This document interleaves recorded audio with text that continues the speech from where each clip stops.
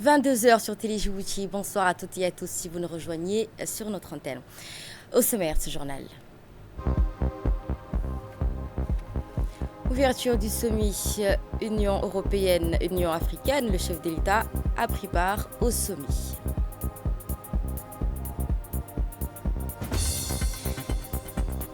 Lancement officiel du projet Djibouti e-Skill.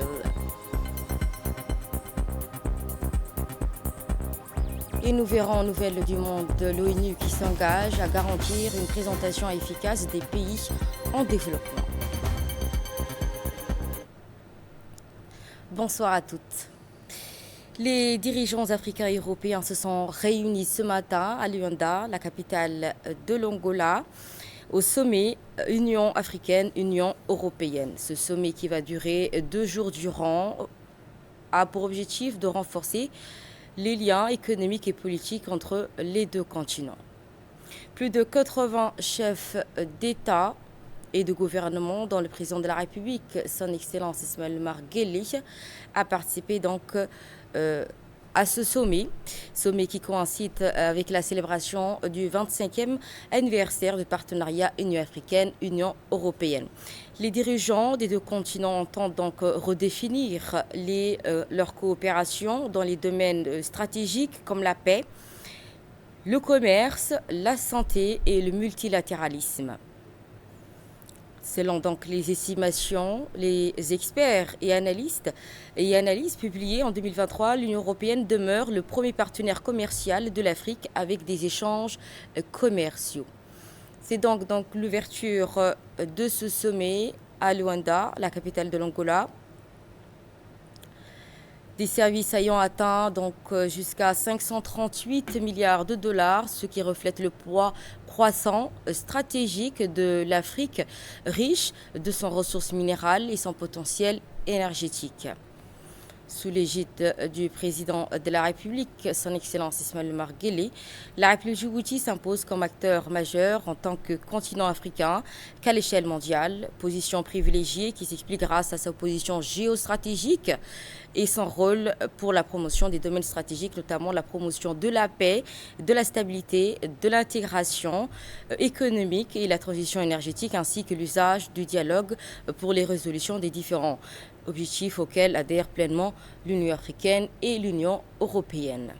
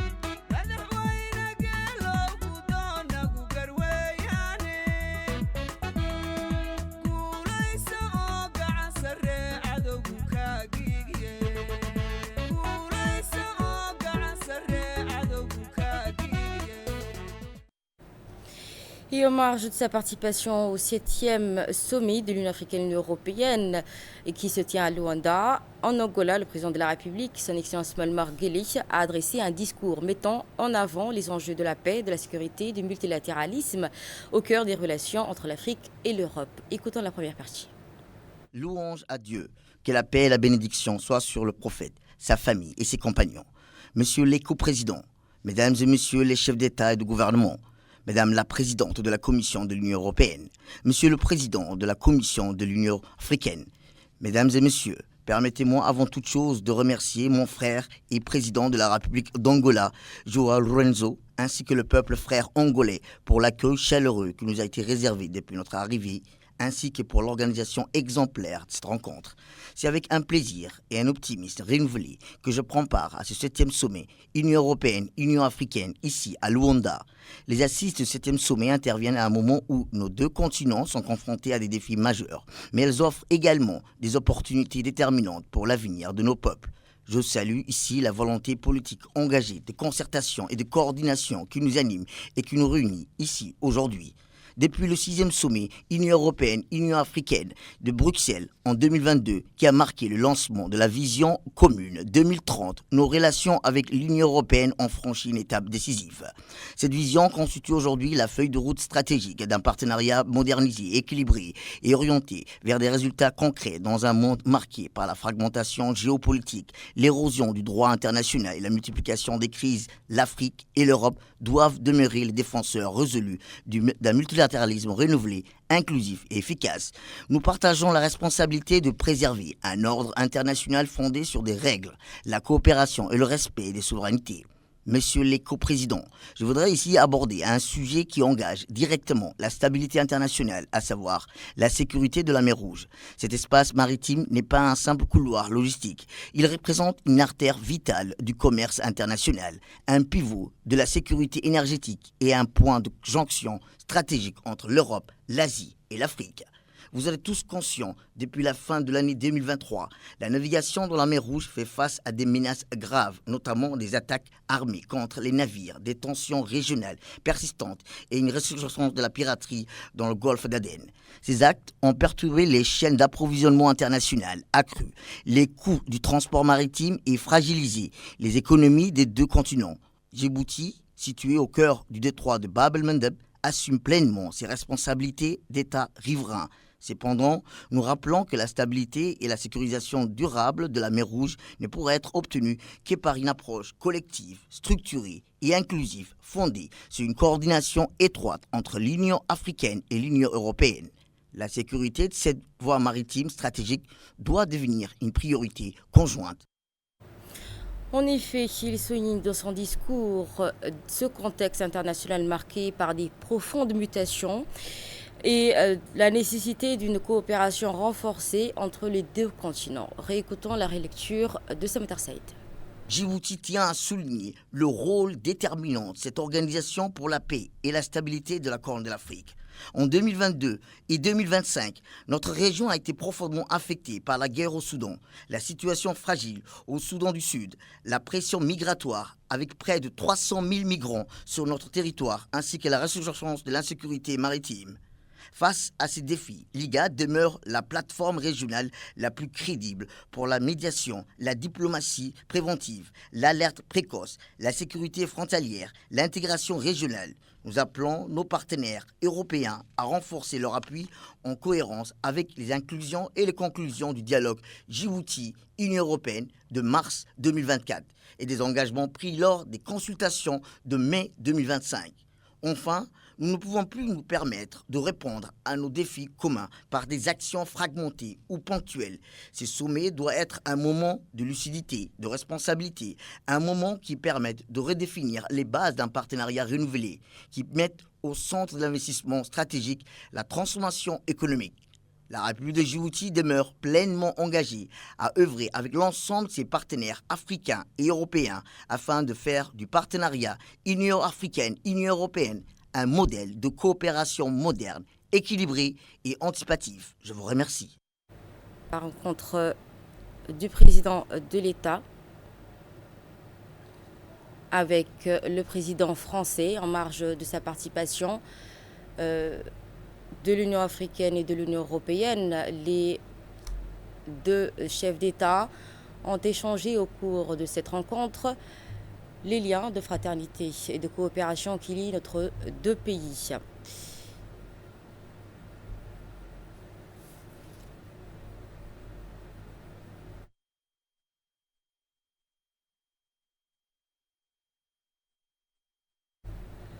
Et voilà, donc nous revenons donc à notre pays dans le cadre de la 7e édition de la Semaine nationale de l'handicap. L'Agence nationale des personnes handicapées, en étroite collaboration avec le ministère de l'Éducation nationale, de la formation professionnelle, Moustapha Mahmoud, ont organisé donc une kermesse au centre de l'enseignement spécialisé pour les enfants à besoins spéciaux.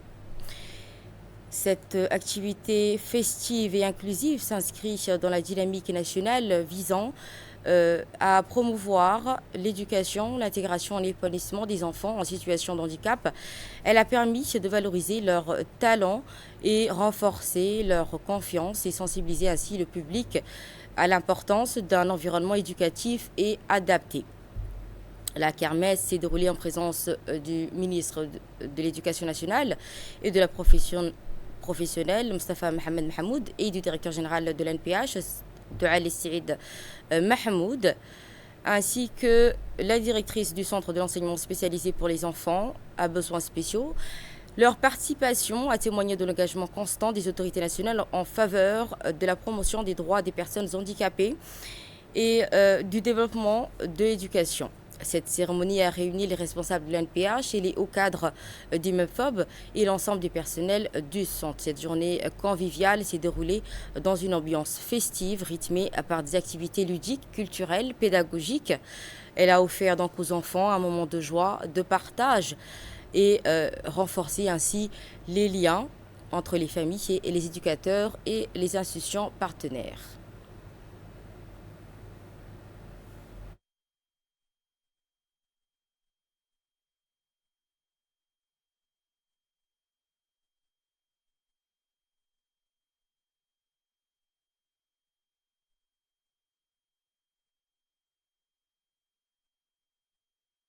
Son Excellence, notre ministre de l'Éducation nationale a pris l'engagement en faveur de l'inclusion et de l'équité, ouvre la voie à une société plus juste, plus humaine et plus unie. Nos remerciements s'adressent également à Monsieur le directeur général de l'Agence nationale des handicapés. Je souhaite exprimer ma gratitude profonde envers tous les enseignants dont l'engagement quotidien rend possible l'inclusion effective. Grâce à vous, l'école devient un lieu où chaque enfant, quel que soit son handicap, trouve sa place, son rythme et sa voix. Ensemble, institutions, enseignants et spécialistes, familles et partenaires, nous construisons un avenir où la différence n'est plus un obstacle, mais une richesse. Et à l'issue de cette journée, le directeur de l'NPH, Douali Saïd Mahmoud, a souligné l'importance de renforcer la prise en charge spécialisée et élargie l'accès aux services dédiés aux personnes en situation de handicap. Il a également rappelé que la Semaine nationale des personnes handicapées constitue un moment fort pour sensibiliser la société à la nécessité d'une inclusion pleine et entière, ainsi que pour valoriser les initiatives menées au niveau national. Le directeur a salué le travail remarquable du personnel éducatif du centre de l'enseignement spécialisé et réaffirme l'engagement de l'agence à poursuivre ses efforts en matière d'accompagnement et d'intégration scolaire et du développement des capacités des enfants à besoins spécifiques. Écoutons à présent le ministre de l'Éducation nationale et de la formation professionnelle, Moustapha Mohamed Mahmoud, pour ces termes. Vraiment, pour moi, c'est un grand plaisir. Et c'est un moment fort lorsque nous voyons des enfants épanouis, des enfants souriants. C'est vraiment pour ces enfants à besoins spéciaux, c'est le but de rechercher. C'est voir un enfant épanoui, voir un enfant qui s'exprime, voir un enfant avec son handicap qui fait partie de la société. Et donc je remercie le directeur général pour l'organisation de cette journée dans l'enceinte du centre EABS. La semaine nationale, c'est une semaine où nous nous interrogeons sur les avancées en matière, bien sûr, d'inclusion sociale, que ce soit pour l'inclusivité de notre système éducatif, où est-ce que nous en sommes par rapport, bien sûr, à ce qui a été fait l'année dernière. Nous avons ici, comme l'a très bien dit Madame la directrice, des enfants qui présentent différents handicaps. Et bien sûr, avec votre soutien, et bien sûr dans le cadre de la politique du président de la République qui doit faire de notre école une école pour tous, une école de qualité et inclusive. c'est bien sûr l'objectif premier de notre système éducatif. Et alhamdoulilah, en voyant les nombres d'inscrits qui augmentent chaque année dans ces centres, on voit que bien sûr, de plus en plus, nous avons dans ces centres des enfants qui présentent des handicaps lourds, mais nous avons aussi dans nos écoles, dans nos différents établissements scolaires, des enfants qui présentent un handicap, mais un handicap léger. Et notamment, nous avons l'accompagnement des experts cubains, mais aujourd'hui, nous avons aussi un pool d'experts, d'enseignants djiboutiens qui ont toute l'expertise également pour pouvoir dispenser cet enseignement spécialisé et ces enseignements, bien sûr, adaptés par rapport à l'handicap de l'enfant.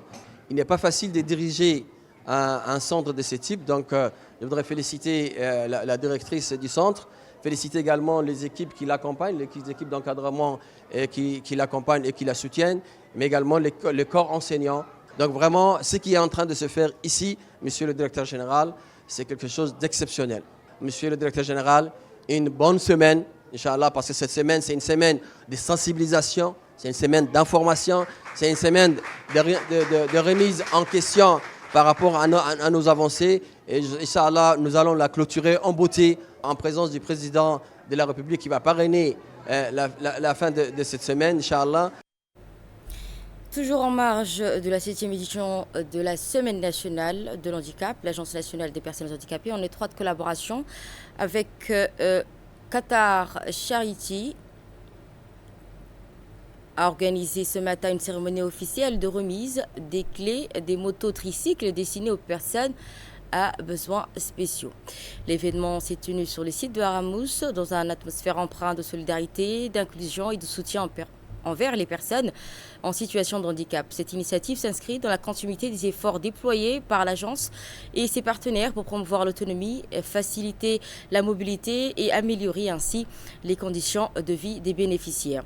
Les mototricycles remis aujourd'hui constituent un outil essentiel permettant aux personnes à mobilité réduite de se déplacer plus facilement, d'accéder aux services sociaux et participer à la vie communautaire, et ce, dans tous les cas.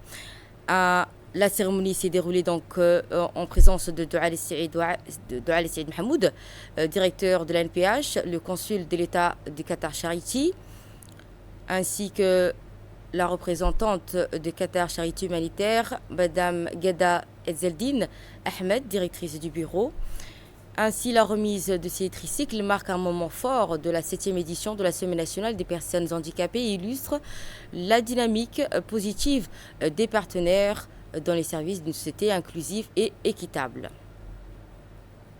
Et dans son intervention, le directeur général de l'ANPH a souligné l'importance de ce type d'action conjointe qui reflète la volonté du gouvernement et de ses partenaires à bâtir une société inclusive à tout à chacun pour jouir pleinement de ses droits et opportunités. Il a également exprimé sa gratitude envers Qatar Charity pour son appui constant en faveur des programmes destinés aux personnes handicapées.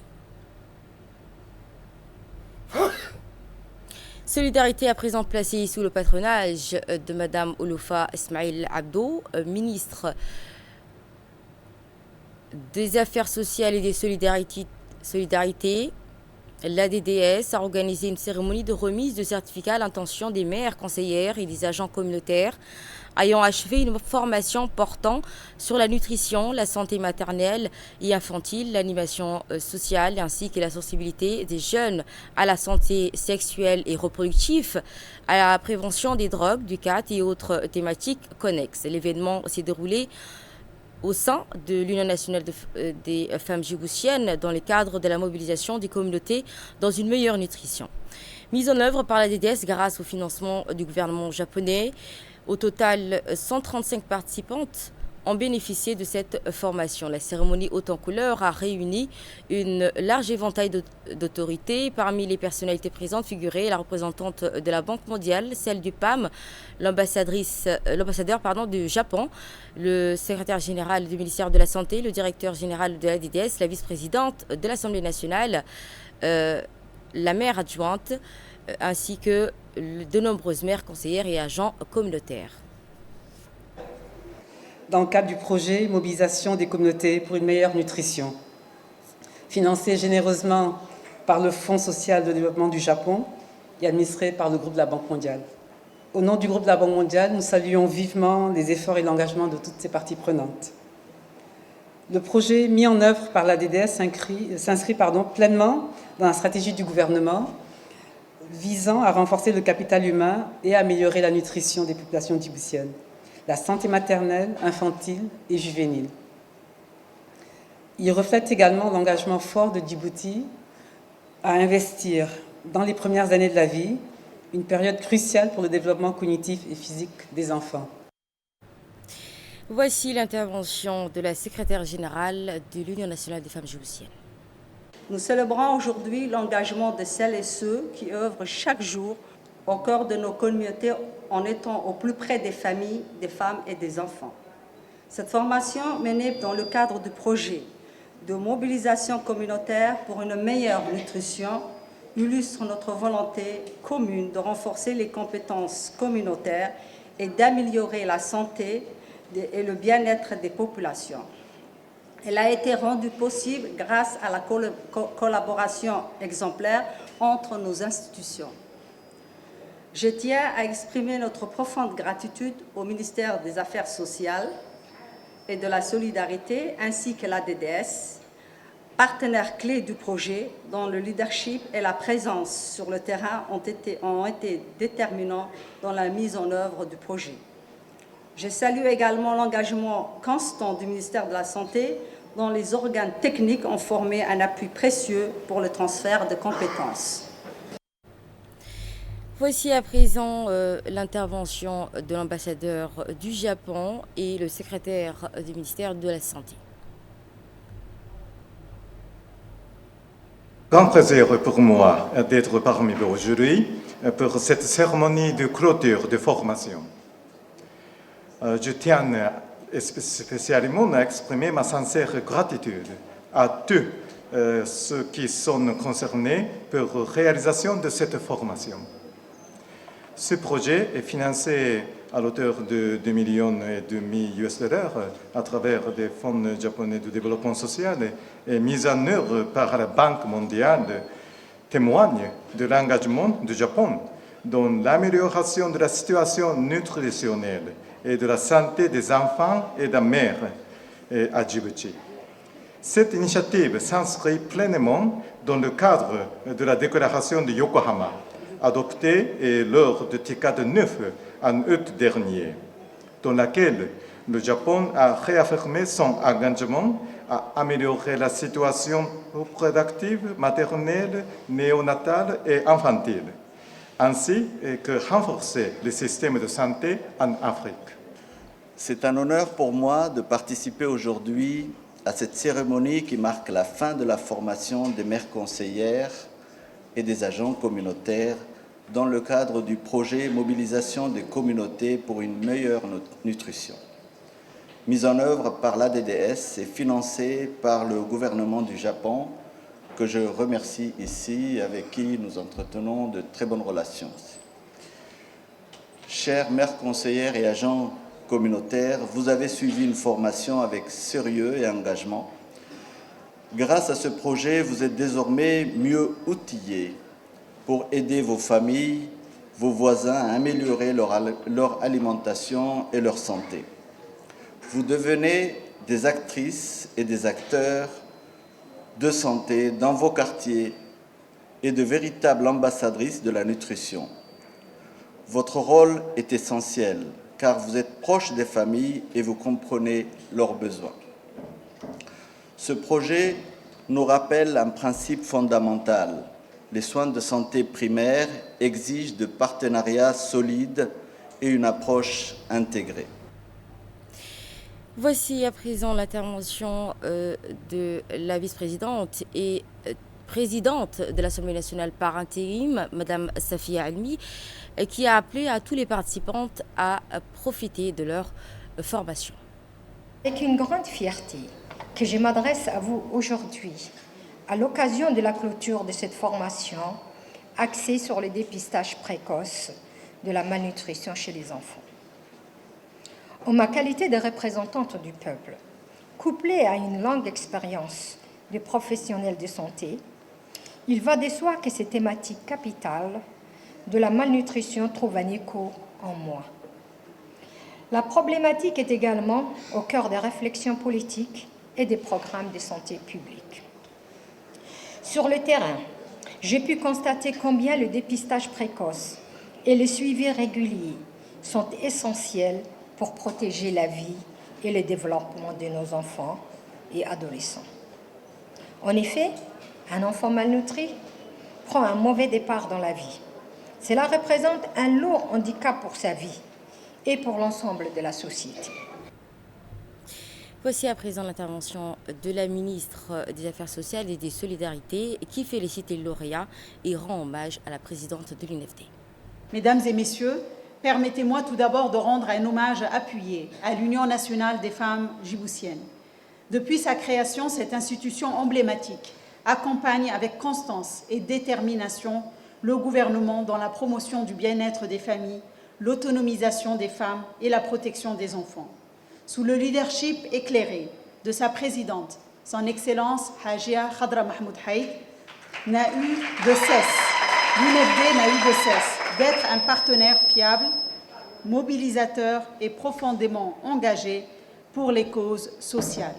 Cette formation s'inscrit donc dans le cadre de la mise en œuvre des programmes de filets sociaux de sécurité conduits par le MAS et la DDS à travers le Programme national de solidarité famille, qui constitue le socle de notre action auprès des ménages vulnérables.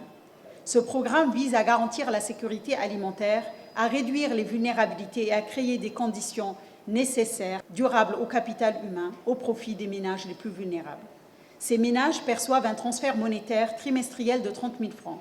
Depuis son lancement, par son Excellence Monsieur le Président de la République, Al-Hajj Ismaïl Omar Guelleh, ce programme a permis d'accompagner et de soutenir des personnes vivant dans l'extrême pauvreté. Cependant, nous sommes conscients qu'un appui financier seul ne suffit pas à transformer durablement les conditions de vie. C'est pourquoi la stratégie nationale de la protection sociale non contributive pour le renforcement du capital humain prévoit autour du PNSF un accompagnement social intégré conçu pour apporter un soutien global et cohérent aux familles. Ce dispositif met l'accent sur la nutrition, car améliorer l'alimentation des femmes enceintes, des mères et des jeunes enfants revient à investir directement dans la santé et le potentiel de notre nation. Il intègre également la bancarisation des ménages au sein des caisses populaires d'épargne et de crédit afin de renforcer leur inclusion financière, sécuriser les transferts et encourager l'épargne et l'autonomisation économique. Ce programme, donc, le PNSF, fait également un choix stratégique majeur d'impliquer les jeunes en leur offrant des modules de formation et en les mobilisant comme relais communautaires. Nous leur confions un rôle actif dans la prévention, la sensibilisation, le soutien aux familles et la cohésion sociale. Mesdames et messieurs, le président de la République a toujours récusé d'appliquer une croissance économique à deux vitesses, où certains pourraient bénéficier des fruits de cette croissance, quand d'autres s'y verront exclure. Sa politique, il l'a basée sur la répartition des richesses, où chaque Djiboutien et chaque Djiboutienne doivent obtenir les mêmes chances dans la société et les mêmes accès aux services sociaux de base. C'est ainsi que le ministère des Affaires sociales et des Solidarités, l'Agence djiboutienne de développement social, le Fonds de solidarité nationale, les caisses d'épargne et de crédit, le programme d'assistance et de sécurité sociale, l'Agence nationale des personnes handicapées, et j'en passe, ont été créés et soutenus afin de garantir cette équité sociale et le relèvement des familles vulnérables. C'était également dans les titres la ministre déléguée chargée de l'économie numérique et de l'innovation, Mme Hamadou Ali, et de l'ambassadrice de l'Union européenne ont lancé officiellement le projet eSkill, un programme d'envergure de 7 millions d'euros mis en œuvre par Expertise France pour une durée de 4 ans. Ce projet marque une nouvelle étape dans la stratégie nationale de transformation numérique et de développement des compétences à Djibouti. Un levier structurant, une inclusion numérique et la croissance économique, le projet eSkill vise à renforcer les compétences numériques et entrepreneuriales des jeunes, des femmes et des professionnels tout en soutenant la compétitivité du secteur privé et de la création d'un écosystème numérique dynamique, inclusif et résilient. En ligne avec la vision Djibouti 2035 et la feuille de route de Smart Nation et le plan national de développement 2025-2030. En effet, après avoir lancé hier le projet jeunesse, aujourd'hui, nous sommes ensemble pour donner le coup d'envoi sous votre leadership, Madame la Ministre, et avec votre appui important, Monsieur le Président, du projet e-Skills qui connecte l'avenir, les jeunes, le renforcement des compétences, le développement du numérique qui offre des opportunités de développement économique, social et qui n'est pas un danger pour le développement des compétences. Et surtout, c'est l'intérêt et la valeur commune que nous promouvons ensemble, et ceci sous la bannière de l'initiative Global Gateway et de tout notre partenariat. Je me dois de le dire aussi que aujourd'hui commence le sommet Union européenne-Union africaine. Son Excellence le Président est là. La bannière du sommet est vers la paix et la prospérité à travers le multilatéralisme. Le digital fait partie de la prospérité et des facteurs de progrès de l'avenir.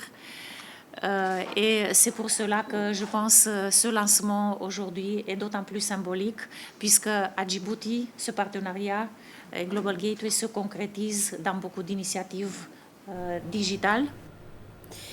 Voici l'intervention du président de la Chambre des commerces, M. Youssouf Moussa Doualé. Dans son discours, il a remercié Madame l'Union européenne. Ce projet e-Skills donne aussi une valeur ajoutée de notre coopération, de notre collaboration avec le partenaire, je dirais, important que l'Union européenne, les partenaires professionnels qu'est Expertise France, mais aussi avec les partenaires du secteur public comme du privé. La Chambre de commerce, qui est historique, qui est un partenaire aussi dans sa mission principale de coordonner et de collaborer avec l'ensemble du secteur privé, participera aussi aux événements et aux missions qui lui est dévouées. Encore une fois, je dirais merci à l'Union européenne, à Madame l'ambassadeur, de cette collaboration, de votre disponibilité surtout, des programmes que nous développons ensemble. Avec votre équipe, nous sommes toujours disposés à être utiles, à apporter notre contribution en tant que représentants du secteur privé, et surtout de valoriser ce programme qui est un programme qui avait démarré avec nous dans le cadre du projet numérique avec le MEDEF international, qui a atterri au bureau de l'Union européenne et qui a été aujourd'hui, je dirais, un projet qui donne un sens à notre mission commune. Voici à présent l'intervention de la ministre de l'économie numérique qui a déclaré dans son discours de lancement que le projet e-Skill illustre la vision 2035, Djibouti 2035. On l'écoute. Depuis plusieurs années, Djibouti a engagé un mouvement résolu vers la transformation numérique, porté par la vision Djibouti 2035, renforcée par la feuille de route Smart Nation, est désormais consolidée dans le nouveau plan national de développement 2025-2030. Toutes ces stratégies convergent vers une même conviction.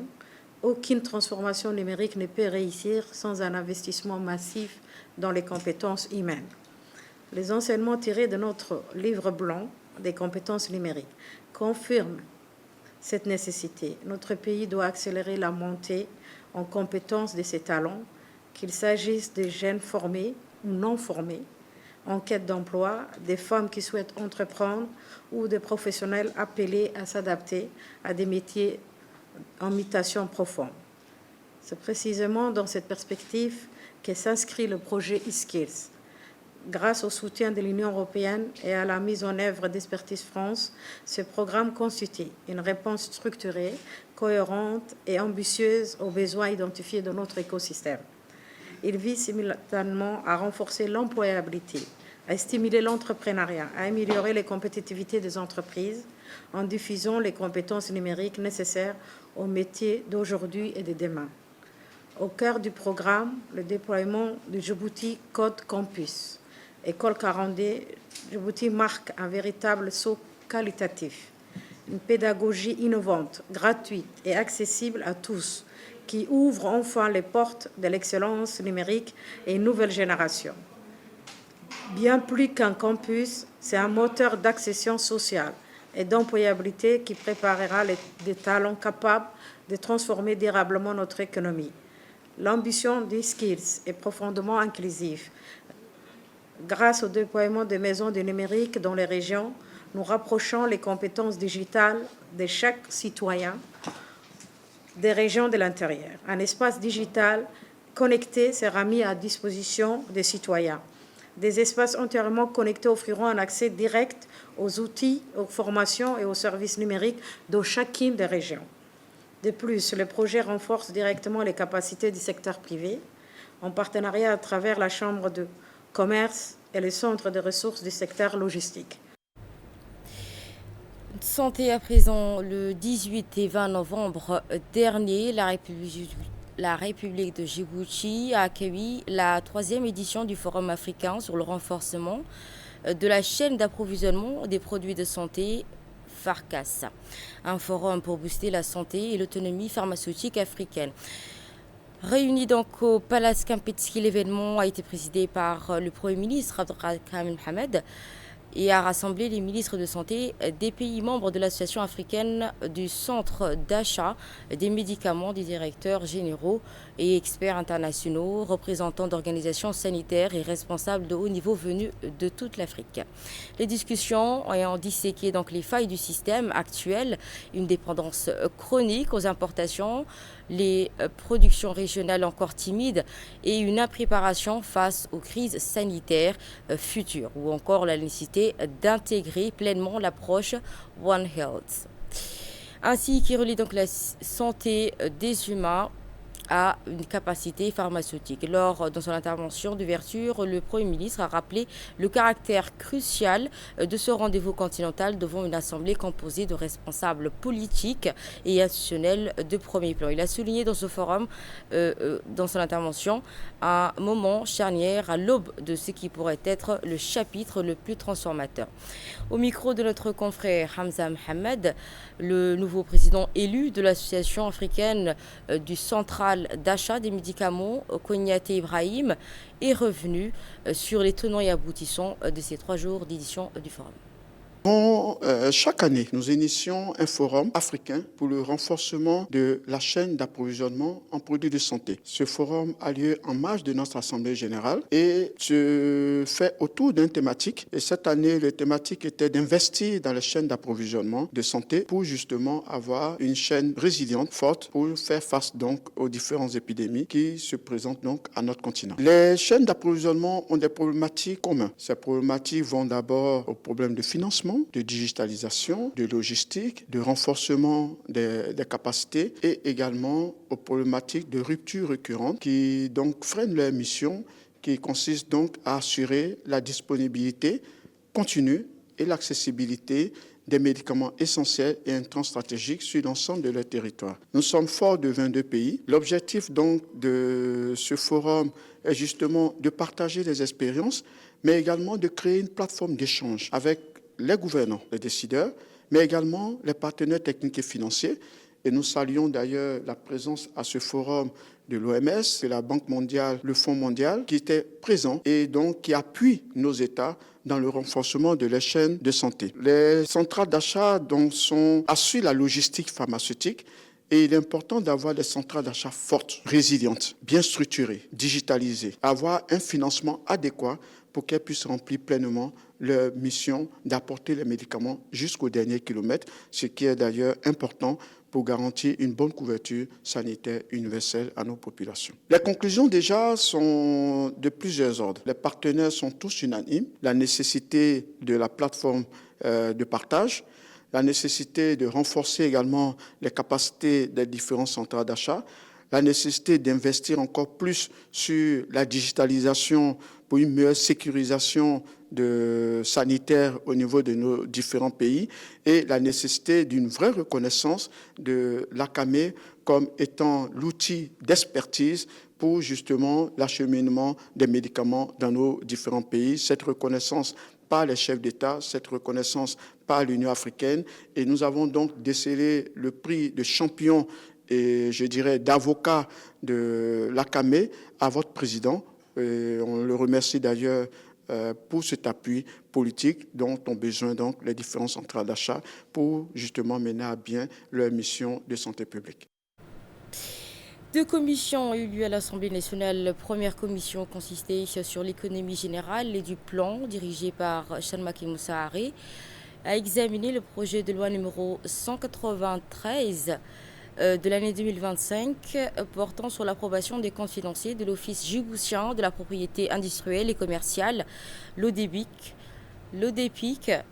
pour l'exercice 2024. Le gouvernement a été représenté par Mohamed Ouassama Dirié, ministre du Tourisme, et le directeur général de l'établissement public précité, accompagnés par leurs proches collaborateurs. À l'issue de ces délibérations, la Commission des finances et de l'économie générale et du plan a émis un avis favorable sur le projet de loi examiné et transmis pour adoption lors de la prochaine session publique à l'Assemblée nationale.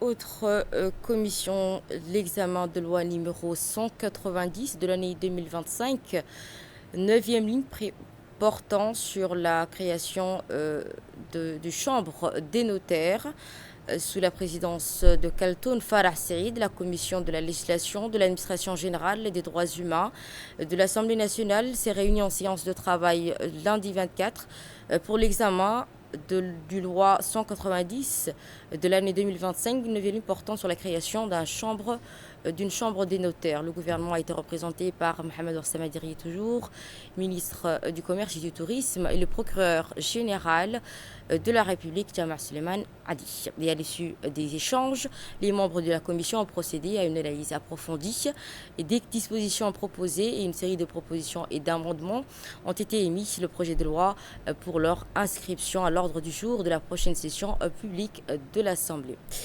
Et de là, nous terminons en nouvelles du monde, de l'ONU qui veut garantir donc une représentation efficace des pays en développement. Le secrétaire général des Nations Unies, Antonio Guterres, a exhorté les dirigeants du G20 à user de leur influence pour lutter contre les barrières commerciales, rappelant ainsi ces obstacles qui désavantagent systématiquement les pays en développement et freinent leur intégration dans l'économie mondiale. Selon lui, les politiques de protection et les mécanismes de taxation appliqués dans certaines régions accentuent les inégalités entre nord et sud, notamment dans les secteurs agricoles, technologiques et industriels. Guterres a également souligné que les pays en développement font face à un accès limité aux financements internationaux en raison des taux d'intérêt les plus élevés qui leur sont donc imposés et des critères de crédit défavorables. Cela rend ainsi les investissements dans les infrastructures, la transition énergétique et les services publics essentiels plus difficiles à réaliser. C'est tout, merci à vous de nous avoir suivis. Vous étiez sur Télé Djibouti. Très bonne suite de programme sur notre chaîne.